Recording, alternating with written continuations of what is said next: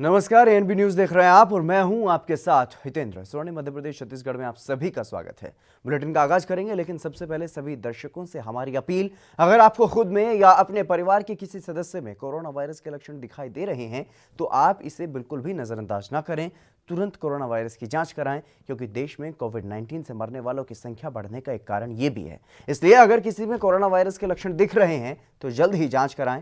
ANB news आपसे ये बार बार appeal कर रहा है, वायरस को जड़ से खत्म करने में आप भी अपना सहयोग दें।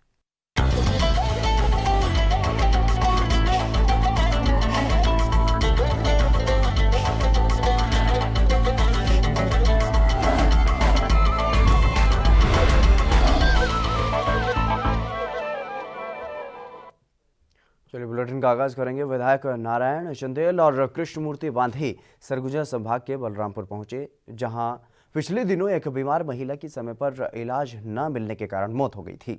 पुलिस नाके में जबरन रोके जाने के कारण उसे समय पर इलाज नहीं मिल पाया था और ऐसा परिजनों ने आरोप लगाया है। और इस गंभीर घटना की जांच के लिए बीजेपी विधायक दल ने जांच समिति गठित की। इस घटना की संपूर्ण जानकारी की जांच करने के लिए विधायक चंदेल और विधायक बांदी बलरामपुर पहुंचे। उन्होंने पीड़ित परिवार के सदस्यों के साथ बातचीत की और जिले के वरिष्ठ अधिकारियों से भी बातचीत की। इस दौरान उन्होंने प्रदेश सरकार पर जमकर निशाना साधा और कहा कि प्रदेश में हर तरफ अराजकता का माहौल है। वहीं पीड़ित परिजनों को आर्थिक सहयोग दिए जाने की भी मांग उन्होंने की है। व्यवस्था इतने देने के बाद भी चुप हो रहा है। प्रशासन उसको कितनी गंभीरता से ले रही है समझ में आया। यहाँ से रिफर लेटर जा रहा है, उस रिफर लेटर को मानने को तैयार नहीं। कितनी गंभीर बात है। और केवल उसके ये रिफर लेटर में मानना है कि नहीं मानना है, बस इतनी सी बात के कारण वो दुर्घटना हो गया। अगर कहीं संवेदनशीलता होता तो उस घटने को, उस रिफर लेटर को मानते। 5% हीमोग्लोबिन है,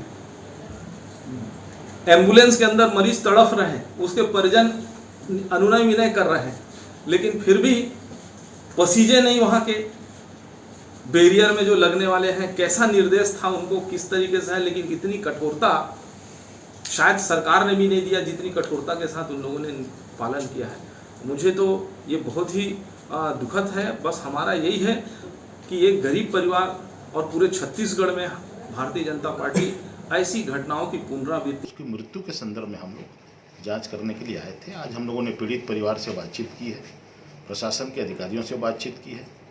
अंबिकापुर जाकर के भी हम उनके वरिष्ठ अधिकारियों से चर्चा करेंगे, बातचीत करेंगे, मौके का मुआयना करेंगे। हमारी सरकार से मांग है, प्रशासन से मांग है कि जो पीड़ित पक्ष है, जिनकी मृत्यु हुई है, वो पिछड़ा वर्ग के हैं और अत्यंत गरीब हैं, बहुत ही कमज़ोर हैं आर्थिक रूप से। उनको तत्काल आर्थिक सहायता, पर्याप्त आर्थिक सहायता प्रदान किया जाए और भविष्य में इस प्रकार की घटनाओं की पुनरावृत्ति ना हो, कहीं पर भी ना हो। प्रशासन और शासन इसके लिए कड़ाई से सख्त निर्देश जारी करे। तारीख से 25 अगस्त से विधानसभा का मानसून सत्र प्रारंभ होने वाला है छत्तीसगढ़ का। निश्चित रूप से हम अपनी जांच रिपोर्ट भारतीय जनता पार्टी विधायक दल के सामने रखेंगे और इस विषय को, ये गंभीर विषय है, अमानवीय कृत्य हुआ है और इस गंभीर विषय को, प्रदेश को झकझोरने वाला विषय है। मेरा पत्नी डेट हो गया था, इस कारण से बुलाया गया था, तो मैं आया हूँ। वाटर नगर से रिफर के लिए अंबिकापुर के लिए ग्राम धौना में पुलिस वाला मेरे को रोक दिए। 30 मिनट तक रोके, समय अपना टाइम बिताया। फिर वाटर नगर ला के हॉस्पिटल से मरीज का तबीयत सीरियस हो गया। इसके बाद मैं अपना घर लेके ड्राइवर मार्शल को लेके घर जा रहे थे। ग्राम किनवारी में जाके मेरा पत्नी का डेथ हो गया। इसके बाद लाश को वहीं छोड़ के ड्राइवर ने भाग गया। भागने के बाद दूसरा का गाड़ी हुई मंगा के मैं यहाँ ट्रैक्टर द्वारा से अपना पत्नी का लाश ले गया हूँ। छत्तीसगढ़ के कोरबा में किसानों की जमीन अधिग्रहित की गई है और सदियां हो गई हैं, लेकिन इन लोगों को कोई राहत नहीं मिली है। कोल इंडिया के अधिकारी इनकी सुध नहीं लेते हैं और इनकी समस्याओं को सुनना तो दूर, इनसे मिलते भी नहीं। कोरबा जिले में भू विस्थापित किसानों की जमीन अधिग्रहित करने के बाद पीढ़ियों तक पुरानी नौकरी उन्हें नहीं मिली है और मुआवजे का भी मामला अभी तक खत्म नहीं हुआ है। ऐसे में गरीबी और बेरोजगारी का दंश झेल रहे विस्थापित दर की ठोकरें खाने को मजबूर हैं और इन्हें न्याय और अधिकार नहीं मिल पा रहा है। कोर्ट ने भी इनके पक्ष में फैसला सुनाया, लेकिन उसके बाद भी SCCL प्रबंधन ने इन्हें राहत नहीं दी। और अब कोल इंडिया के चेयरमैन वहां पर पहुंचे प्रमोद अग्रवाल, तो उनसे इनकी आस थी कि वो इनसे मिलेंगे और इनको कुछ राहत दी जाएगी, लेकिन उन्होंने इन्हें नज़रअंदाज करना ही उचित समझा और इनकी पीड़ा सुनने और समझने की बजाय इनसे मुंह फेर कर वो चले गए।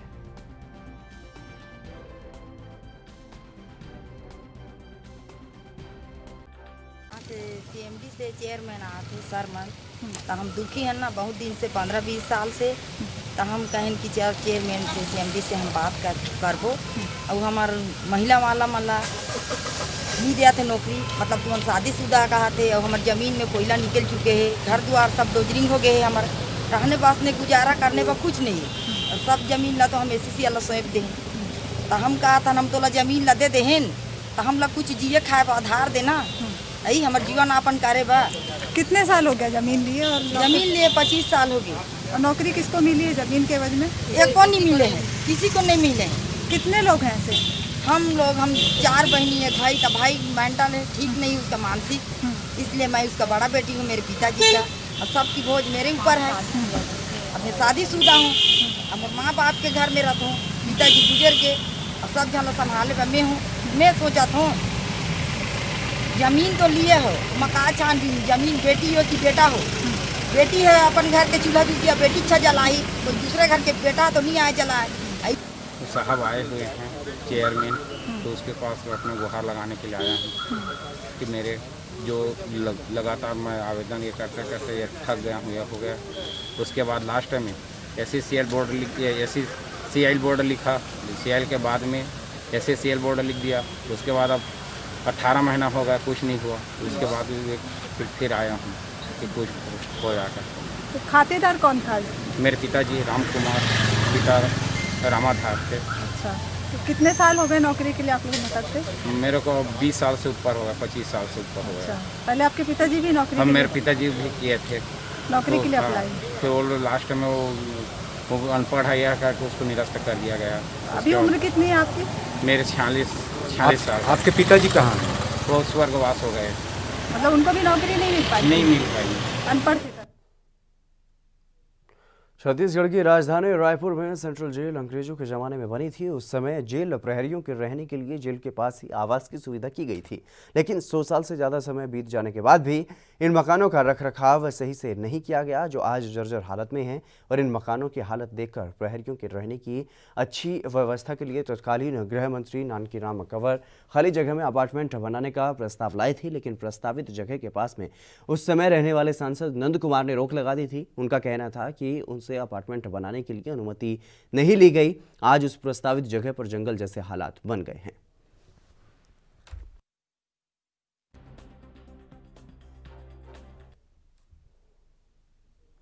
छत्तीसगढ़ में ज़्यादा बारिश होने की वजह से कई जगहों पर बाढ़ की स्थिति देखने को मिली और सबसे खराब हालात बस्तर संभाग के देखे गए, जहां पर लोगों के घरों में पानी घुस गया। लोग अपनी जान बचाने के लिए दूसरी जगह पर शरण लेने के लिए मजबूर हैं। ऐसे में सरकार ने कई सराहनीय प्रयास किए हैं। बाढ़ प्रभावितों को न सिर्फ आवास मुहैया करवाया गया है, बल्कि उन्हें मुआवजे के रूप में राशि भी दी जा रही है। ऐसे ही एक बालिका स्कूल में पढ़ती थी, जिसकी सभी कॉपी किताब बाढ़ में बह जाने के बाद छत्तीसगढ़ सरकार ने न सिर्फ उसे कॉपी किताब मुहैया करवाई हैं, बल्कि राहत राशि का भी चेक दिया।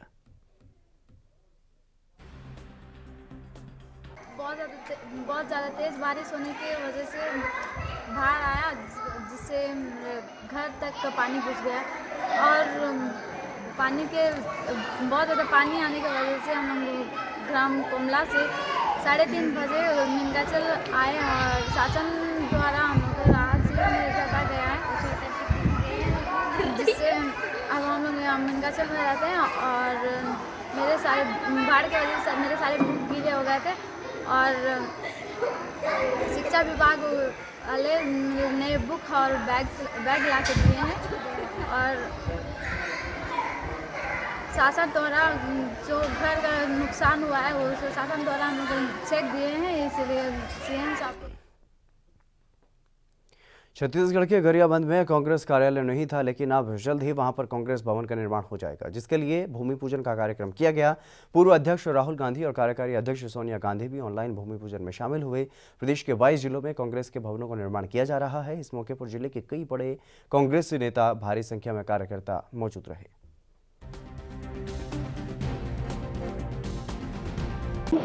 और ये हमारा एक ऐतिहासिक दिन है कि जिस जिला में जिला कांग्रेस कमेटी का खुद का स्वयं का भवन नहीं था, आज प्रदेश कांग्रेस कमेटी के निर्देशानुसार हम लोग सब जन सहयोग से, कार्यकर्ताओं के सहयोग से नवीन जिला कांग्रेस कमेटी भवन बनाने जा रहे हैं, जो युगों युगों तक एक प्रतीक चिन्ह के रूप में हम लोगों के बीच में रहेगा और इससे हमारे कांग्रेसियों को सबल मिलते रहेगा और कांग्रेस पार्टी को नई ऊंचाई की ओर ले जाने के लिए हमारे कार्यकर्ता आगे बढ़ करके सहयोग करेंगे।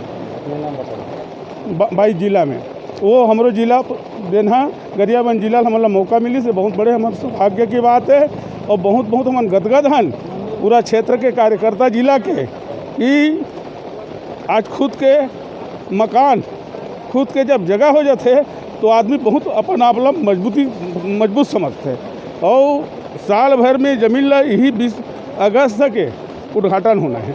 ये भी हमारे पार्टी के माननीय मुख्यमंत्री जी और प्रदेश अध्यक्ष जी बोल चुके हैं। तो एक हम पूरा गदगद हन, पूरा जिला के कार्यकर्ता जगह खुशी लाभ अनुभव कर लो। ये पानी बरसात में भी कतको उमंग के साथ कार्यकर्ता बना इकट्ठा हो। छत्तीसगढ़ के बलौदा बाजार में विभिन्न कार्यक्रम आयोजित किए गए और वहीं शहर के गार्डन चौक में राजीव भवन का भूमि पूजन कार्यक्रम भी संपन्न हुआ। इस अवसर पर जिला कांग्रेस कमेटी के अध्यक्ष ने कहा कि पूरे प्रदेश की जनता के लिए खुशी का दिन है कि बलौदा बाजार जिले समेत 22 जिलों में राजीव भवन का भूमि पूजन का कार्यक्रम किया जा रहा है और भवन का भूमि पूजन मुख्यमंत्री भूपेश बघेल के करकमलों से संपन्न हुआ। कार्यक्रम में विधायक शकुंतला साहू और कांग्रेस कमेटी के अध्यक्ष हितेंद्र ठाकुर मौजूद रहे।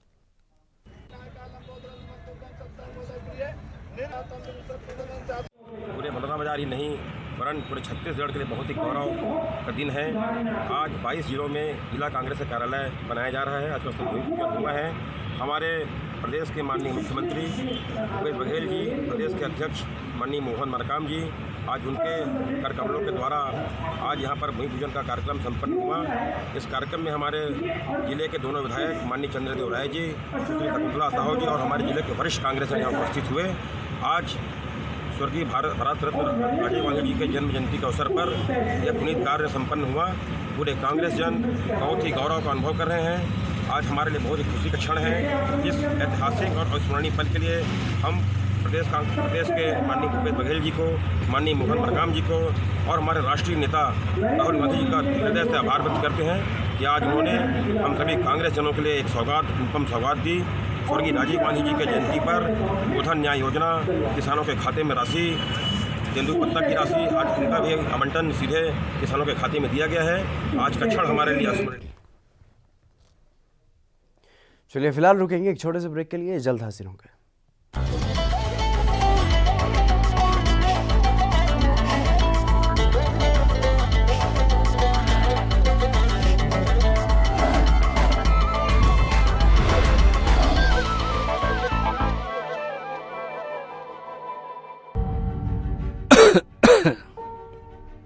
सत श्री अकाल सरपंच साहब। सत श्री अकाल। हो की गल शिंदर सिया, बड़ी खंघ लगी है। खंघ ने तो मेरे बाटी कड्डे पे ने। फिर तू किते टेस्ट नहीं कराया? कराया सी सरपंच साहब, आप पिंड वाले डॉक्टर तो दवाई लेके आया सी। देख भाई, फिर तो तेन हस्पताल जाके कोरोना का टेस्ट कराना चाहिए। कोरोना? मैनू सरपंच साहब, ना तो मेरे कोल कोई आया ते ना मैं किसे कोल गया। ओए अजकल कोरोना किसे नू भी हो सकता। देश विच आले दुआले नेड़े तेड़े कोरोना दे किन्ने मामले आ रहे ने। खंघ, जुकाम ते गले दा दर्द, ये भी उसे दे लक्षण ने। हुण की कीता जा सकदा? तुरंत अस्पताल जाओ या मेडिकल हेल्पलाइन 104 ਨੂੰ संपर्क करो। कोरोना ਦੇ ਲੱਛਣ ਨੂੰ ਲੁਕਾਉਣਾ ਜਾਂ ਲੱਛਣਾਂ ਦਾ ਪਤਾ ਹੁੰਦਿਆਂ ਸੁਣਦਿਆਂ ਵੀ ਡਾਕਟਰੀ ਸਹਾਇਤਾ ਵਿੱਚ ਦੇਰੀ ਇਹ ਤੁਹਾਡੀ ਜਾਨ ਲਈ ਬਹੁਤ ਘਾਤਕ ਸਿੱਧ ਹੋ ਸਕਦੀ ਹੈ। ਜਦੋਂ ਇਹ ਲੱਛਣ ਦਿਸਣ ਫੌਰਨ ਆਪਣਾ ਟੈਸਟ ਕਰਾਓ। मैं हुणे जाना ते टेस्ट करवाना। सुचेत रहो, कोरोना तो बचो।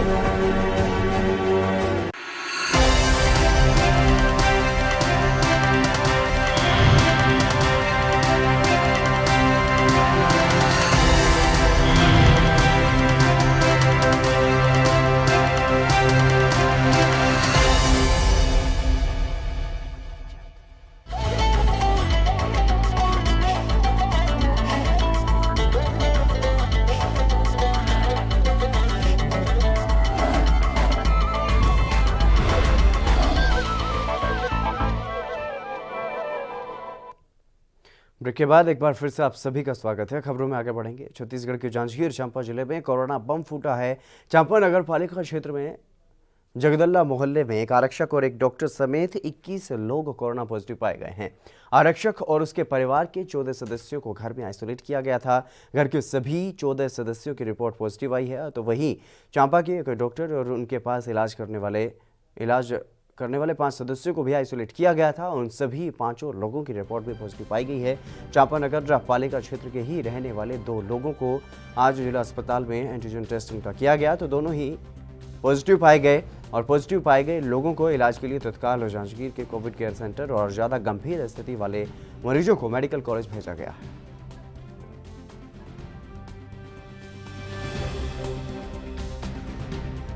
आज ही चांपा में 21 धनात्मक प्रकरण आए हैं। एक जगदल्ला जो मोहल्ला है उसमें एक आरक्षक थे और आइसोलेट थे, उनके घर में 14 पॉजिटिव आए हैं। एक डॉक्टर देवांगन जो वहाँ के हैं, तो उनके यहाँ पिछले संडे को जो इलाज के लिए गए थे उन लोगों का भी टेस्ट कराया गया। 5 धनात्मक और मिले। 2 व्यक्ति और भी एंटीजन टेस्ट हुआ है जिला अस्पताल में, फीवर क्लिनिक में। तो इस प्रकार से कुल 21 व्यक्ति जो हैं धनात्मक पाए गए हैं। मैंने जो वहाँ की टीम है BMOs को निर्देशित किया है कि कॉन्टैक्ट ट्रेसिंग के लिए टीम तत्काल भेजें और ज़्यादातर लोग जो अपने उसमें आइसोलेशन में हैं तो उन्हें कॉन्टैक्ट ट्रेसिंग करने के बाद सभी लोगों के फिर तत्काल शिफ्ट किए जाए कोविड केयर केंद्र में। जो कोमार्बिड लोग हैं उन्हें फिर मेडिकल कॉलेज भेजना पड़ेंगे हमें। छत्तीसगढ़ के कोरिया में चिरमिरी पुलिस की बड़ी कार्रवाई देखने को मिली है, जहां पर अवैध कबाड़ जब्त किया गया है। और जानकारी के मुताबिक कोरिया के चिरमिरी में अवैध कबाड़ का काम जोरों पर चल रहा है और कबाड़ी बेखौफ होकर प्लास्टिक और रद्दी की आड़ में लोहे का कारोबार करते हैं। यहाँ कुछ खदानें बंद होने से चोरी छिपे धड़ल्ले से लोहे का कारोबार किया जा रहा है। चिरमिरी से कबाड़ को किसी भी क्षेत्र में पहुंचा दिया जाता है, जिसे लेकर के थाना प्रभारी सत्य प्रकाश तिवारी के नेतृत्व में थाना चिरमिरी ने टीम बनाकर कबाड़ियों के खिलाफ कार्रवाई की है। और पुलिस को कबाड़ी खरीद कर बाहर सप्लाई करने का पता चला, जिसके बाद तफ्तीश शुरू की और ट्रक में कबाड़ भरा हुआ था और ट्रक में 13 बोरी में करीब 6 क्विंटल कबाड़ मिला है। और आरोपी वाहन चालक अलीमुद्दीन खलासी शमसुद्दीन अंसारी को गिरफ्तार किया गया है। 19/8/2020 के रात में दरमियानी पेट्रोलिंग के दौरान जो हमारे ASI चौधरी थे और उनके थाना स्टाफ को ये सूचना मिली कि एक गाड़ी जिसका नंबर CG04JC 7616 है, जिसमें पुट्ठा और कार्टून लदा हुआ है, वो चिरमिरी से बिलासपुर की ओर जाने वाला है। और उसमें जो पुट्ठे हैं और जो पन्नी है उसके बीच में छुपा करके लोहा कबाड़ भर करके ले जाया जा रहा है।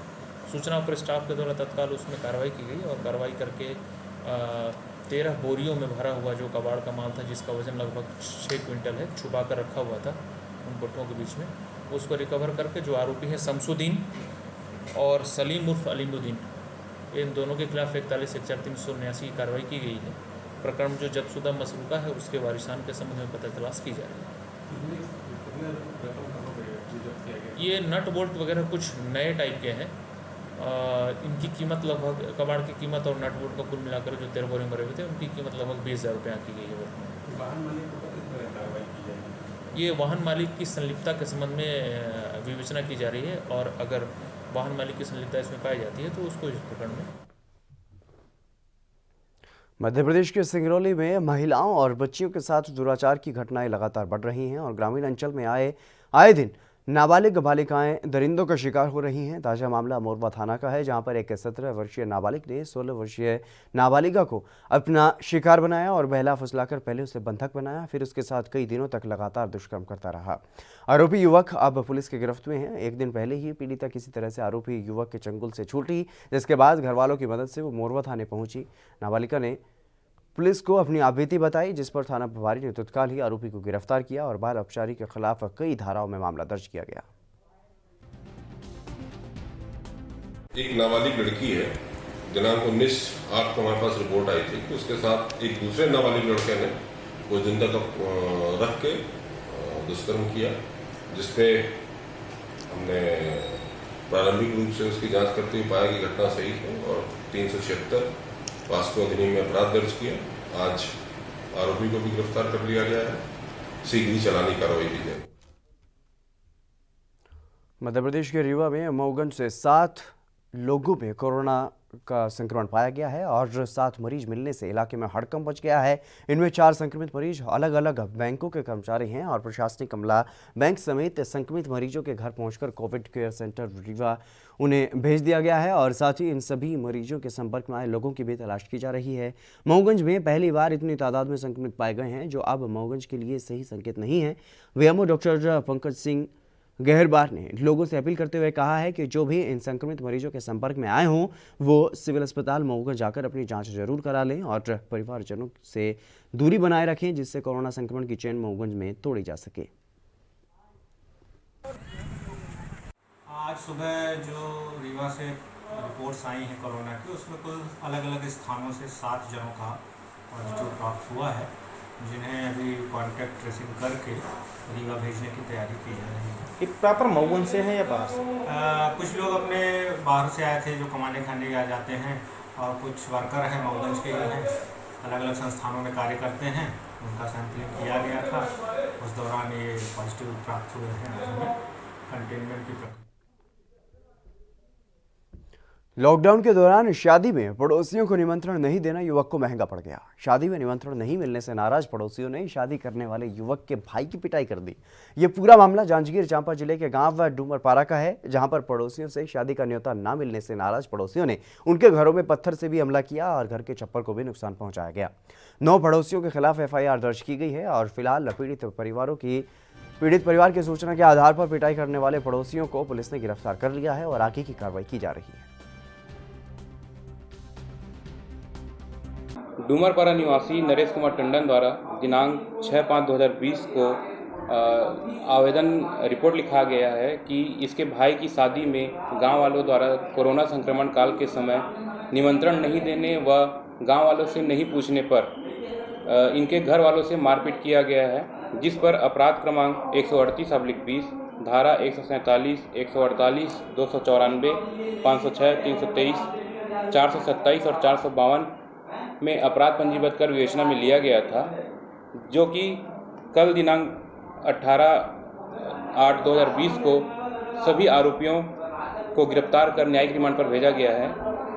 गिरफ्तार आरोपियों में ग्राम डूमरपारा के ही श्यामलाल सतनामी, आनंद कुमार, सखाराम, भगवान दास, रेशम लाल, हरीश कुमार, मोतीलाल, तिलक कुमार टंडन आदि हैं।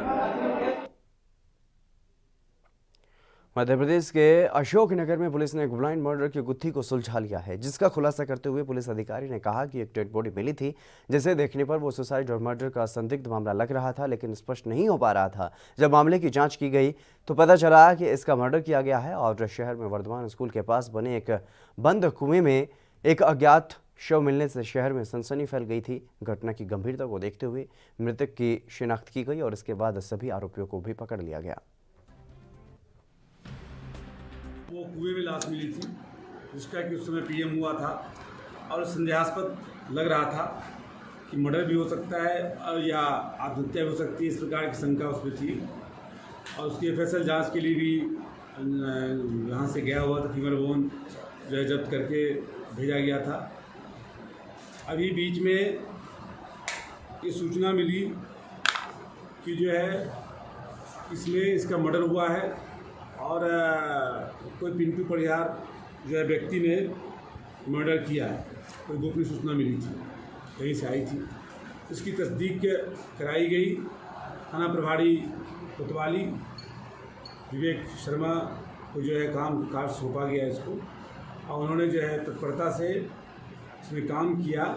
पिंटू परिहार से पूछताछ हुई, उसने पूरे घटना की जो है बारे में स्वीकार किया कि जो 23/12 को जो डेड बॉडी मिली थी वो राधेश्याम सेन का है और उस कुएं में 2 साथियों के साथ जीतू लोधी और देवेश जोगी के साथ मिलकर इसकी हत्या करके कुएं में ला। मध्य प्रदेश में कई सरकारें आई और गई, लेकिन हालात जिसके तस हैं जनहित के वादे भी बहुत किए गए। यहाँ तक कि राजनीतिक पार्टियों ने अपने चुनावी मुद्दे में विकास की इबारतें भी खूब लिखी, लेकिन सालों से यूं ही यहाँ पर जगह बनी हुई है जहाँ पर बालाघाट में थोड़ी देर की बारिश में समस्या खड़ी हो जाती है और जल भराव की स्थिति को लेकर के सालों से व्यापारी विरोध जता रही हैं। इस बार विरोध का तरीका अलग है। जिला प्रशासन के खिलाफ अपनी आवाज को बुलंद कर बालाघाट के व्यापारियों ने सड़क में पानी भरने के कारण ग्राहकों को लाने के लिए एक नाव खरीदकर अपना विरोध जताया है और 20 अगस्त की शाम को थोड़ी सी देर की बारिश में ही एक बार फिर से हनुमान चौक में जल जमाव की स्थिति बन गई और व्यापारियों ने विरोध स्वरूप नाव चलाई और प्रशासन का ध्यान अपनी ओर आकर्षित करने की कोशिश की।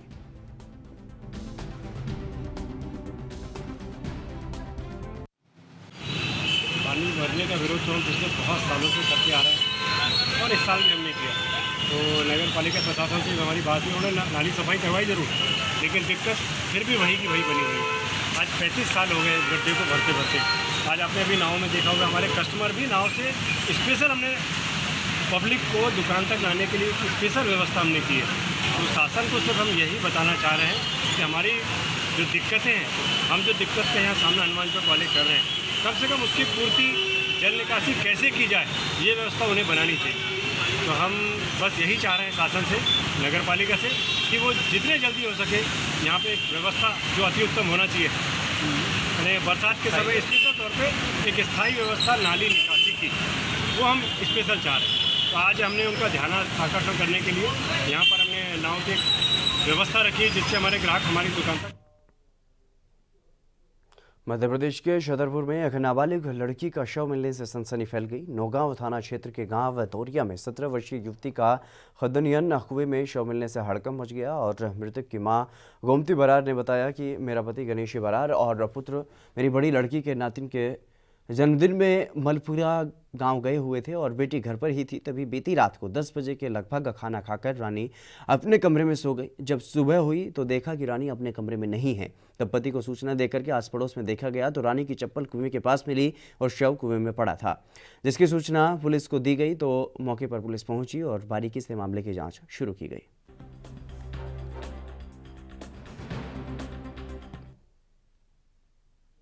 मध्य प्रदेश के सिंगरौली में जादू टोने के शक में एक अधेड़ व्यक्ति को अपनी जान गंवानी पड़ी। जानकारी के मुताबिक गांव के ही लोगों ने जादू टोने की शक में उसकी हत्या कर दी और बरगवां पुलिस ने मामले में खुलासा करते हुए 2 आरोपियों को गिरफ्तार किया है और न्यायालय के सामने पेश किया गया। जानकारी के मुताबिक बरगवां थाना क्षेत्र के जंगल में एक अधेड़ का शव मिला था, जिसकी पहचान बंधा निवासी मेही लाल के तौर पर की गई और जिसके गुम होने की खबर बरगवां थाने में की गई थी। बरगवां निरीक्षक नगेंद्र प्रताप सिंह ने संत कुमार रघुजर और भोला प्रसाद शर्मा को हिरासत में लेकर सख्ती से पूछताछ की, जिसमें दोनों ने अपना जुर्म कबूल लिया। 15 अगस्त के दिन ये सूचना मिली थी कि ये बंदा जंगल के पास में एक डेड बॉडी पड़ी हुई है। पुलिस ने मौके पे पहुंच करके उसमें बराबर पंजीबद्ध किया और इन्वेस्टिगेशन चालू किया। इन्वेस्टिगेशन के दौरान हत्या करना पाया गया था, जिसमें 2 आरोपी हमने अरेस्ट करके लिया पे देखा है। प्राइमरी रूप से ये आया है कि उसमें जो आरोपी पक्ष थे उनका ऐसा कहना था कि जो मृतक है वो जादू टोना कर रहा है। इस बात से उनके परिवार में किसी की डेथ हो गई है। तो इस मैटर में अभी इन्वेस्टिगेशन जारी है और जो आगे इन्वेस्टिगेशन में एविडेंस आएंगे उसके अकॉर्डिंग। चलिए फिलहाल स्वर्णिम मध्य प्रदेश छत्तीसगढ़ में बस इतना ही। आप देखते रहिए ANB न्यूज़।